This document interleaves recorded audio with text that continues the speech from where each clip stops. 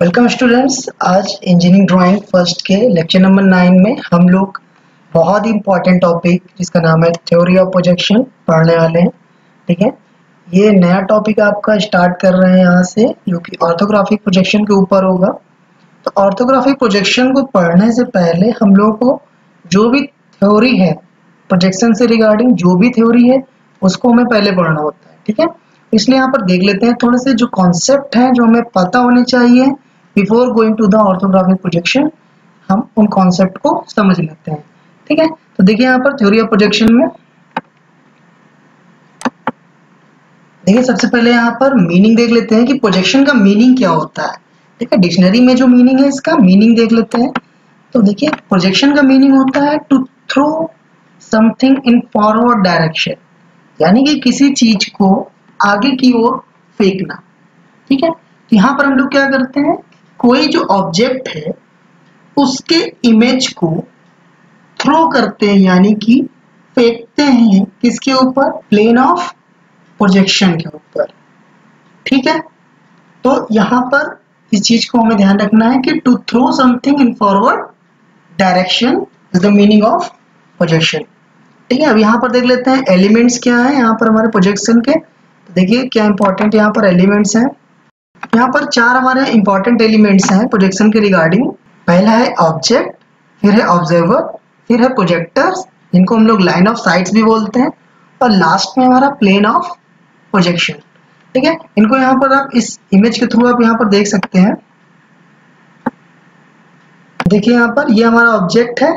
ठीक है, और यहाँ पर ये जो लाइन आपको दिखाई दे रही है, दिस लाइंस, ये लाइन आपकी प्रोजेक्टर्स हैं, या इन्हीं को हम लोग लाइन ऑफ साइट बोलते हैं। ये जो लाइंस गई हुई हैं, ठीक है। इसके बाद ये जो आपको ये रेक्टेंगुलर शीट दिखाई दे रही है यहाँ पर, ये आपकी प्लेन ऑफ प्रोजेक्शन है। ठीक है, ऑब्जर्वर हमारा इस साइड पर है, इस साइड से ऑब्जेक्ट को देख रहा है, तो ऑब्जेक्ट का जो प्रोजेक्शन है, ये जो आपको दिखाई दे रहा है, ये ऑब्जेक्ट का प्रोजेक्शन है, ये यहाँ पर प्लेन ऑफ प्रोजेक्शन के ऊपर बनता है। ठीक है, तो ये जो 4 मेन एलिमेंट हैं ये हमारे बहुत जरूरी हैं, जिनके बारे में पता होना चाहिए कि कौन कौन से एलिमेंट है हमारे प्रोजेक्शन के अंदर। ठीक है, यही 4 एलिमेंट जिन्हें हम बार बार यहाँ पर रिपीट करेंगे। ठीक है, ऑब्जेक्ट, ऑब्जर्वर, इनकी पोजीशंस में ऑब्जर्वर जो होता है इसकी पोजीशन फिक्स रहती है। ठीक है, ये अपनी जगह ही रहता है।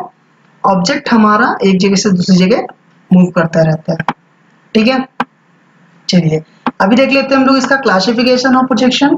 तो प्रोजेक्शन का क्लासिफिकेशन, प्रोजेक्शन जो हमारा मेनली 2 टाइप्स में क्लासिफाइड किया गया है, और ये जो क्लासिफिकेशन किया गया है ये लाइन ऑफ साइट के अकॉर्डिंग किया गया है। यहाँ पर देखिए आपके पास ये लाइन ऑफ साइट्स यहाँ पर है, इन लाइन ऑफ साइट्स के अकॉर्डिंग ये हमारा क्लासिफिकेशन किया गया है, according to the line of sites.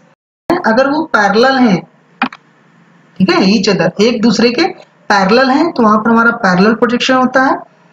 और ये अगर पैरेलल नहीं होती हैं, किसी एक ही पॉइंट से, एक ही सोर्स से, अगर ऐसा है कि लगता है कि एक ही सोर्स से ये सारे प्रोजेक्टर या लाइन ऑफ साइट्स गई हुई हैं, तो वहां पर हमारा पर्सपेक्टिव प्रोजेक्शन होता है।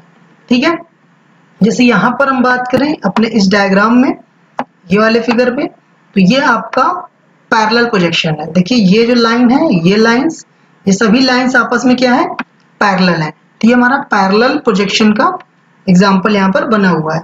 ठीक है, चलिए यहाँ पर देखिए ये जो हमारा पर्सपेक्टिव प्रोजेक्शन है ये फर्दर क्लासिफाइड किया गया है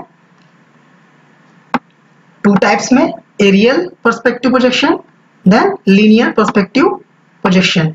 इसके बाद ये जो लीनियर वाला है ये फिर से हमारा क्लासिफाइड किया गया है 1 point perspective projection, 2 point perspective projection and 3 point perspective projection.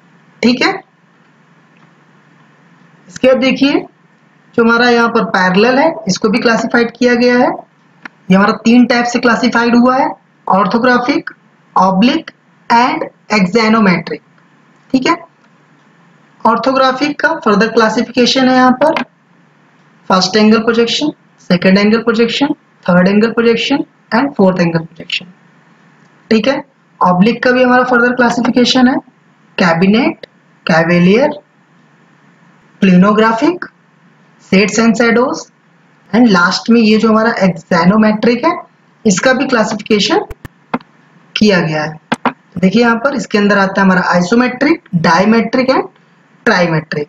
ठीक है, अब इस पूरे क्लासिफिकेशन में आप लोग एक चीज यहाँ पर थोड़ा गौर करिएगा कि कुछ क्लासिफाइड को मैंने ग्रीन कलर से किया हुआ है। ठीक है, तो उन्हें ग्रीन कलर से इसलिए किया हुआ है क्योंकि यही आपके सिलेबस में है, बाकी आपके सिलेबस में नहीं है। ठीक है, तो आपको बाकी जो है उनका जस्ट नाम आपको पता होना चाहिए कि क्लासिफिकेशन कैसे होता है इसका। ठीक है, बाकी यहाँ पर आपको इसे इतना समझ लीजिए कि ये जो पोर्शन ग्रीन से मैंने लिखा हुआ है यही आपके सिलेबस में है। ठीक है, तो अब हम लोग चलते हैं अपने मेन टॉपिक जो कि हमारा है ऑर्थोग्राफिक प्रोजेक्शन, जो आपके सिलेबस में है उसकी तरफ हम लोग बढ़ते हैं। ठीक है, इसके जो क्लासिफिकेशन है first angle, second angle, third angle and fourth angle, इनके बारे में आगे हम लोग जानते हैं। ठीक है, चलिए देखिए ऑर्थोग्राफिक प्रोजेक्शन। ऑर्थोग्राफिक प्रोजेक्शन क्या होता है यहाँ पर देख लेते हैं सबसे पहले। तो orthographic projection is the parallel projection in which projectors are parallel to each other and perpendicular to plane of projection।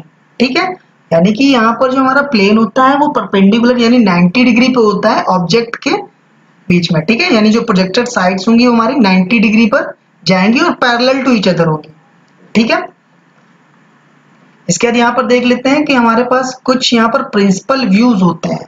ठीक है, यानी कि कोई भी ऑब्जेक्ट आपको जो गिवन है उस ऑब्जेक्ट को आपको किस किस साइड से कौन कौन से व्यू हैं जिनको आप मेन जिनको हम देखते हैं। ठीक है, तो यहाँ पर हमारे पास किसी भी ऑब्जेक्ट को लेकर के 6 मेन प्रिंसिपल्स हमारे व्यूज हैं, उनको देख लीजिए यहाँ पर। तो देखिए यहाँ पर व्यूज लिखे हुए हैं, front view, top view, rear view, bottom view, left side view and right side view.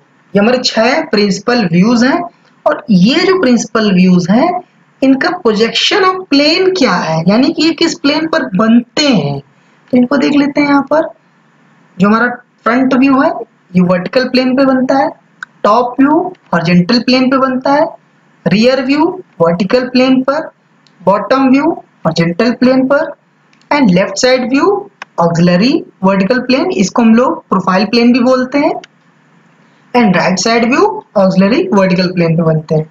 ठीक है, तो यहाँ पर इस चीज को याद रखिएगा कि फ्रंट व्यू आपका VP, top view HP and side view आपका ऑक्सिलरी वर्टिकल प्लेन, ये आपको याद रखना होगा। ठीक है, इसको याद रखिएगा। और इसके बाद यहाँ पर एक चीज और देखेंगे कि नॉमेनक्लेचर की बात आती है। तो यहाँ पर नॉमेनक्लेचर का मतलब क्या है कि अगर आपके सामने मान लीजिए कोई ऑब्जेक्ट सीडी के नाम से, ठीक है, कोई ऑब्जेक्ट है जिसके जो कॉर्नर है 4 कॉर्नर से मान लीजिए ABCD है, तो उसका अगर हम टॉप व्यू बनाते हैं और हमें ABCD उसमें पॉइंट मेंशन करना है टॉप व्यू में, तो हम लोग स्मॉल लेटर में ABCD से मेंशन करेंगे। ठीक है, विदाउट एनी डैश। देखिए यहाँ पर कोई डैश नहीं है। जबकि फ्रंट व्यू अगर हम मेंशन करते हैं, फ्रंट व्यू में हमें उसका नामकरण करना है, नॉमेनक्लेचर करना है किसी ऑब्जेक्ट के जो प्रोजेक्शन आएंगे उसके, तो फ्रंट व्यू में उसका जो प्रोजेक्शन आएगा उसमें हम लोग डैश लगा देते हैं। देखिए A dash, B dash, C dash and D dash.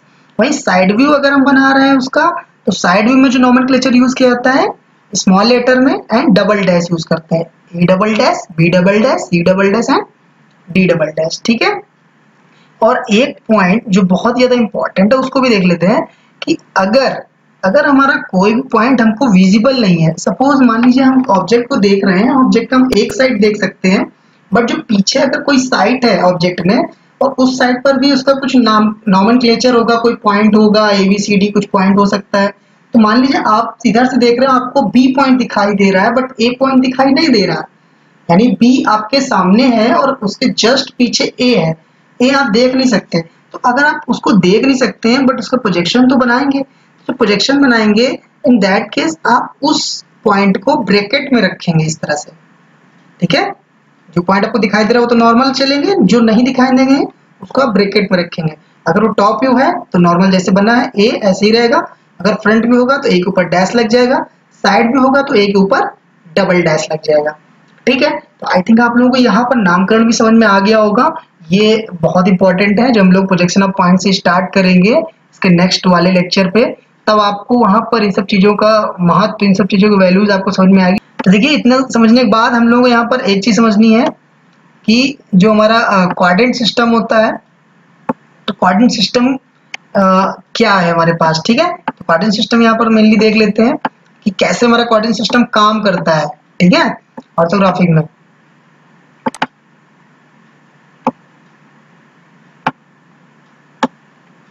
देखिए आपके सामने यहाँ पर कोऑर्डिनेट सिस्टम है हमारे पास। ये हमारा फर्स्ट क्वाड्रेंट है, ये हमारा सेकंड क्वाड्रेंट है, ये हमारा थर्ड एंड ये फोर्थ क्वाड्रेंट है, ठीक है। जैसे आप लोग जानते हैं कि जब हम लोग 2D में कोई कोऑर्डिनेट बनाते थे, ठीक है, दैट मीन्स क्वाड्रेंट में कन्वर्ट करते थे, तो वहां पर हमारे पास जस्ट लाइन्स होती थी, है ना। एक हमारे पास एक्स एक्सिस होता था, एक वाई एक्सिस होता था, और ये दोनों कहाँ कट करते थे, ऑरिजिन पे कट करते थे। इसी तरह से जब हम लोग यहाँ पर प्रोजेक्शन में जब हम कोऑर्डिनेट सिस्टम की बात करते हैं, तो हमारे पास लाइन की जगह पर प्लेन होता है, ठीक है। प्लेन मतलब कि अब यहाँ पर एक्स लाइन नहीं है, यहाँ पर हॉरिजॉन्टल प्लेन है, जो कि एक्स एक्सिस की जगह पर हॉरिजॉन्टल प्लेन है, और वाई एक्सिस की जगह पर यहाँ पर हमारे पास वर्टिकल प्लेन है। तो ये दोनों प्लेन आपस में जिस पॉइंट पर कट करते हैं, वहां पर देखिए अगर लाइंस कट करती हैं तो पॉइंट जनरेट होते हैं, बट अगर प्लेन कट करते हैं एक दूसरे को तो लाइन जनरेट होती है। तो ये दोनों प्लेन आपस में एक दूसरे को जिस लाइन पर कट कर रहे हैं वो लाइन हमारी है एक्स वाई। देखिए एक्स वाई, आप किसी भी साइड से देखें, इधर से देखेंगे तब भी एक्स वाई है, ऊपर से देखेंगे तब भी एक्स वाई है, यानी एक्स वाई इन सबके बीच में कॉमन लाइन है जो इन दोनों को डिवाइड कर रही है, ठीक है। तो एक्स वाई यहाँ पर रेफरेंस लाइन कहलाती है हमारी, ठीक है। ये रेफरेंस लाइन है, जैसे वहां पर ऑरिजिन हमारा रेफरेंस पॉइंट होता था, ऐसे यहाँ पर ये रेफरेंस लाइन है, ठीक है। अब यहाँ पर फर्स्ट क्वाड्रेंट की अगर हम बात करते हैं, ठीक है, तो फर्स्ट क्वाड्रेंट की स्पेसिफिकेशन क्या है कि ये आपका एचपी के ऊपर बना है, अबव द एचपी, देख लीजिए यहाँ पर ये एचपी के ऊपर है पॉइंट, और ये चीज वीपी के सामने इन फ्रंट ऑफ वीपी, ठीक है। ये एरो वाला सिंबल है, तो ये भी समझ लीजिए कि ऊपर एंड सामने, ठीक है। तो यहाँ पर एक चीज ये आप समझ लीजिएगा कि इन फ्रंट ऑफ एंड अबव, तो ये हमारा हो गया फर्स्ट क्वाड्रेंट का। ऐसे सेकंड क्वाड्रेंट में अगर आप गौर से देखें तो एचपी के ऊपर है, बट वीपी के कहाँ चला गया, ये पीछे, ठीक है। थर्ड को देखिए तो एचपी के कहाँ, ये नीचे, और वीपी के पीछे। फोर्थ वाला एचपी के नीचे बट वीपी के आगे, ठीक है। तो ये तो हो गए हमारे क्वाड्रेंट पहचानने के तरीके कि कौन सा क्वाड्रेंट कौन सा है। अब यहाँ पर एक चीज और आपको समझनी पड़ेगी कि first angle projection, second angle projection, third angle projection and fourth angle projection, ये चार है ना ऑर्थोग्राफी के क्लासिफिकेशन, ये कैसे काम करता है। तो देखिए अगर आपका ऑब्जेक्ट यहां पर रखा जाए फर्स्ट क्वाड्रेंट में, तो ऑब्जेक्ट अगर आपका फर्स्ट क्वाड्रेंट में रखा है और प्रोजेक्शन ऑफ प्लेन आपका फिर क्या होगा, ये होगा, ठीक है। प्लेन ऑफ प्रोजेक्शन है ये हमारा। ऑब्जर्वर कहां पर होगा हमारा, तो ऑब्जर्वर हमारा यहां पर है, ठीक है। तो फर्स्ट एंगल प्रोजेक्शन क्या होता है, फर्स्ट एंगल प्रोजेक्शन जिसमें आपका जो ऑब्जेक्ट होता है वो ऑब्जर्वर और प्लेन ऑफ प्रोजेक्शन के बीच में होता है, और हमारा जो ऑब्जेक्ट होता है वो फर्स्ट क्वाड्रेंट में रखा होता है, या हम कह सकते हैं एचपी के ऊपर तथा वीपी के सामने रखा होता है, ठीक है। सेकंड, ऐसे सेकंड क्वाड्रेंट का अगर हम सेकंड एंगल प्रोजेक्शन की बात करते हैं, तो सेकंड एंगल प्रोजेक्शन क्या होता है, यहीं पर हमारा ऑब्जर्वर है, यहाँ ये हमारा प्लेन ऑफ प्रोजेक्शन है, और ऑब्जेक्ट आ जाएगा हमारा यहाँ पर, ठीक। तो कैसे बताएंगे कि सेकंड एंगल प्रोजेक्शन में जो हमारा ऑब्जेक्ट होता है वो एचपी के ऊपर वीपी के पीछे होता है, और इसमें जो हमारा प्लेन ऑफ प्रोजेक्शन होता है ऑब्जर्वर और ऑब्जेक्ट के बीच में होता है, ठीक है। इस तरह से हो जाएगा डेफिनेशन। चलिए थर्ड एंगल में अगर हम बात करते हैं, तो थर्ड एंगल में क्या हो जाएगा हमारा कि यहाँ पर ये एचपी के नीचे और वीपी के पीछे बनता है, ठीक है। और जो हमारा प्लेन ऑफ प्रोजेक्शन होता है वो ऑब्जर्वर एंड ऑब्जेक्ट के बीच में होता है, ठीक है। ऐसे fourth quadrant, fourth angle projection के लिए डेफिनेशन क्या हो जाएगी कि ये बिलो यानी कि एचपी के नीचे वीपी के आगे, इन फ्रंट ऑफ वीपी होता है, और इसमें हमारा जो ऑब्जेक्ट होता है वो ऑब्जर्वर और प्लेन ऑफ प्रोजेक्शन के बीच में होता है। ठीक है, तो आपको यहाँ पर चारों जो एंगल होते हैं बता दिए मैंने, first angle, second angle, third angle and fourth angle projections. ठीक है, आई थिंक आप लोग समझ में आ गया होगा। चलिए यहाँ पर इनके कुछ इंपॉर्टेंट फैक्ट्स हैं जिनको और समझ लेते हैं। जैसे कि ये हमारे क्वाड्रेंट है, first, second, third and fourth quadrant. ठीक है, अब यहाँ पर अगर हम बात करते हैं पोजीशन ऑफ ऑब्जेक्ट की, तो ऑब्जेक्ट रखा कहाँ पर होता है, इसका मैंने ये टेबल में जनरेट कर दिया है। वही जो चीज अभी ऊपर बताई है वही सेम चीज यहाँ पर मैंने लिखी हुई है कि above HP in front of VP का मतलब क्या हुआ कि हमारा फर्स्ट क्वाड्रेंट है। ऐसे ही सेकंड का हो गया above HP and behind VP, third का below HP and behind VP, fourth का below HP and in front of VP। ठीक है, इससे ज्यादा आपको यहाँ पर जो ये टेबल दिखाने का मतलब मेन जो है वो है आपको पोजीशन बताना कि फ्रंट व्यू और टॉप व्यू की पोजीशन क्या होगी with respect to reference line. ठीक है, तो यहाँ पर देखिए ये XY रेफरेंस लाइन है, तो फर्स्ट एंगल में यानी फर्स्ट एंगल प्रोजेक्शन में हमारा जो फ्रंट व्यू होता है वो रेफरेंस लाइन के ऊपर और टॉप व्यू जो होता है वो रेफरेंस लाइन के नीचे बनता है। ठीक है, ऐसे सेकंड में क्या होता है कि रेफरेंस लाइन के ऊपर फ्रंट व्यू और रेफरेंस लाइन के ऊपर ही टॉप व्यू भी होता है। ठीक है, थर्ड में क्या होता है, रेफरेंस लाइन के ऊपर टॉप एंड रेफरेंस लाइन के नीचे फ्रंट व्यू। फोर्थ में क्या होता है, रेफरेंस लाइन के नीचे front view and reference line के नीचे टॉप व्यू। अब ये जो आए हैं हमारे फ्रंट व्यू टॉप व्यू के पोजीशंस, इनको कैसे निकाला हमने, तो इसके लिए फिर से देखिए यहाँ पर ये मैंने क्लॉकवाइज रोटेशन लिख रखा है। क्लॉकवाइज रोटेशन सिर्फ और सिर्फ HP प्लेन करेगा, VP एज इट इज रहेगा, जैसा है वैसा ही रहेगा। अब देखिए मान लीजिए यहाँ पर हमारा ऑब्जेक्ट रखा है यानी कि फर्स्ट क्वाड्रेंट में रखा हुआ है, तो फर्स्ट क्वाड्रेंट में रखा है तो ऑब्जर्वर हमारा यहाँ से देखेगा तो इसका प्रोजेक्शन यहाँ पर बनेगा। ठीक है, अब VP प्लेन है, VP में क्या बनता है, फ्रंट व्यू बनता है, ये हम लोगों ने अभी पहले देख लिया है। यहाँ पर बन गया फ्रंट व्यू। अब ऊपर से देखेगा तो यहाँ से इसको टॉप व्यू मन किस में रहा है, HP पे, तो यहाँ पर टॉप व्यू आ गया, यहाँ पर फ्रंट व्यू आ गया। बट हमें अगर दोनों एक ही पेपर पे बनाने हैं तो ये दोनों यानी एक ही जैसे होने चाहिए।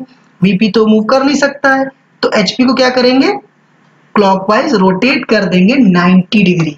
ये 90 डिग्री अगर रोटेट होगा तो HP कहाँ आ जाएगा, नीचे, VP कहाँ है, ऊपर, बीच में कौन सी लाइन है, XY, और VP में क्या था, फ्रंट, HP में क्या था, टॉप।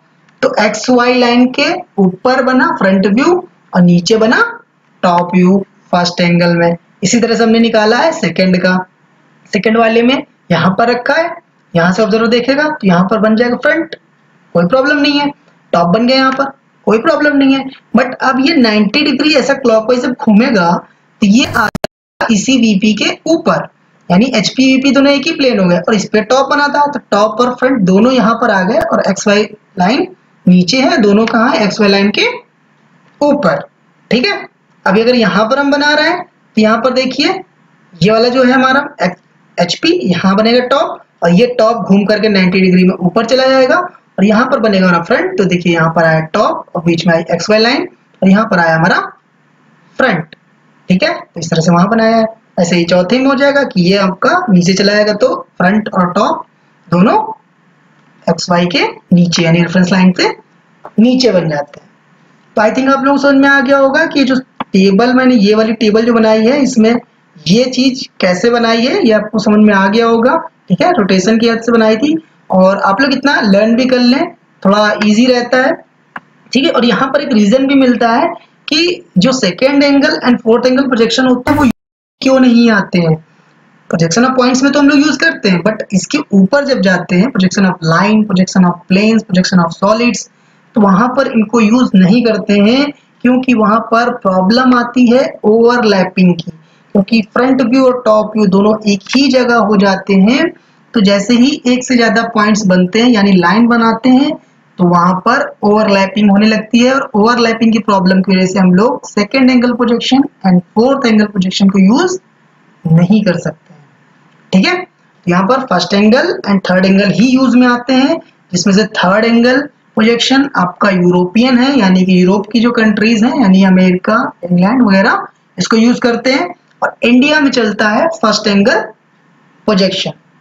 ठीक है, यह मैंने स्टैंडर्ड की बात करी है। ठीक है, चलिए आपको यहाँ पर जितनी जानकारी देनी थी आपको समझ में आ गई होगी। अब यहाँ पर एक बहुत इंपॉर्टेंट क्वेश्चन आता है कि what is the difference between third angle projection and first angle projection. कई बार पूछा गया क्वेश्चन है, चलिए इसको देख लेते हैं। ये हमारा आखिरी थ्योरी है इसमें, इसके बाद आपकी ये थ्योरी कवर हो जाएगी और इतनी ही थ्योरी पर आपका पूरा आगे का जो बैकग्राउंड, आगे का जो आपका लेक्चर्स होने वाले हैं उन वो आपको तभी समझ में आएंगे जब आपको ये थ्योरी क्लियर होगी। ठीक है, तो कोशिश करिएगा इसको आप नोट डाउन कर लें एक जगह। ठीक है, चलिए यहाँ पर देख लेते हैं हम लोग difference between first angle projection and third angle projection. देखिए यहाँ पर आपके सामने यहाँ पर डिफरेंस है first angle and third angle projection में। तो सबसे पहला मैंने डिफरेंस पहले भी बता दिए थे बट फिर से देख लीजिए। फर्स्ट एंगल में ये फर्स्ट क्वाड्रेंट पे ऑब्जेक्ट होता है, इसमें थर्ड एंगल पे ऑब्जेक्ट होता है। इसमें जो रेफरेंस लाइन होती है यानी एक्स वाई वो ग्राउंड लाइन का काम करती है, भूमि रेखा का काम करती है, क्योंकि इसमें हमें अलग से एक ग्राउंड लाइन बनानी पड़ती है। ठीक है, और इसमें हमारा जो ऑब्जेक्ट होता है वो हमारा ऑब्जर्वर प्लेन के प्लेन ऑफ प्रोजेक्शन के बीच में होता है, ये बताया मैंने। और इसमें जो होता है प्लेन ऑफ प्रोजेक्शन हमारा वो ऑब्जर्वर और ऑब्जेक्ट के बीच में होता है। ठीक है, ठीक। अब इसमें भी हमने बताया था कि फर्स्ट एंगल में हमारा जो प्लान होता है, ठीक है, वो नीचे बनता है और जो एलिवेशन होता है वो ऊपर बनता है, वो भी एक्स वाई वाले जो बताया था रेफरेंस लाइन वाला। ठीक है, यहाँ पर देख लीजिए आप इसका बात कर रहा है फ्रंट ऊपर टॉप नीचे। ठीक है, तो इस चीज का यहाँ पर डिफरेंस हो जाएगा, ये एक डिफरेंस हो गया आपका। ठीक है, टॉप व्यू को प्लान भी बोलते हैं और फ्रंट व्यू को एलिवेशन भी बोलते हैं। ठीक है, यहाँ पर ये जो अगला यहाँ पर जो डिफरेंस लिखा हुआ है इसमें ये लिखा है कि अगर हम लोग फर्स्ट एंगल प्रोजेक्शन की बात करते हैं तो वहां पर जो साइड व्यू होता है लेफ्ट साइड व्यू एलिवेशन के राइट में बनता है और राइट साइड व्यू एलिवेशन के लेफ्ट में बनता है, मतलब लेफ्ट वाला राइट वाला लेफ्ट में। जबकि थर्ड एंगल में राइट जो साइड व्यू है वो एलिवेशन के राइट में ही रहेगा और लेफ्ट जो साइड व्यू है वो एलिवेशन के लेफ्ट में ही रहेगा, यानी जिधर का व्यू है उसी साइड पे बनता है। ठीक है, थर्ड में, और इसमें उल्टा हो जाता है। एक चीज और भी आप देख लीजिए कि जो टॉप की चीज है वो बॉटम में चली गई, यानी टॉप नीचे बन रहा है एक्स वाई के। इस तरह से जो लेफ्ट वाली चीज है वो राइट में बन रही है, राइट वाली लेफ्ट में बन रही है फर्स्ट एंगल प्रोजेक्शन में। ठीक है, आप ऐसे भी याद रख सकते हैं अपोजिट से। ठीक है, अब यहाँ पर ये सिंबल्स हैं, सिंबल्स जरूर बनाइएगा, सिंबल्स इंपॉर्टेंट होते हैं क्योंकि ड्राइंग में हम लोग सिंबल्स बनाने पड़ते हैं कि क्या हम लोग यहाँ पर यूज कर रहे हैं कौन सा टाइप का। ठीक है, फर्स्ट एंगल में बना रहे हैं कि हम लोग थर्ड एंगल में बना रहे हैं। ठीक है, तो आई थिंक आप लोगों की थ्योरी समझ में आ गई होगी। इसको प्लीज से प्लीज कायदे से आप लोग इसको पढ़ लीजिएगा, बहुत इंपॉर्टेंट है क्योंकि आगे के जितने भी लेक्चर्स होने वाले हैं, projection of point, projection of line, projection of solids, उन सभी में आपको इसकी रिक्वायरमेंट पड़ेगी। ठीक है, इन्हीं थ्योरीज की आपको वहाँ रिक्वायरमेंट पड़ेगी, इसलिए इसको बहुत कायदे से लेक्चर को समझ लीजिएगा। ठीक है, keep learning, thank you for watching.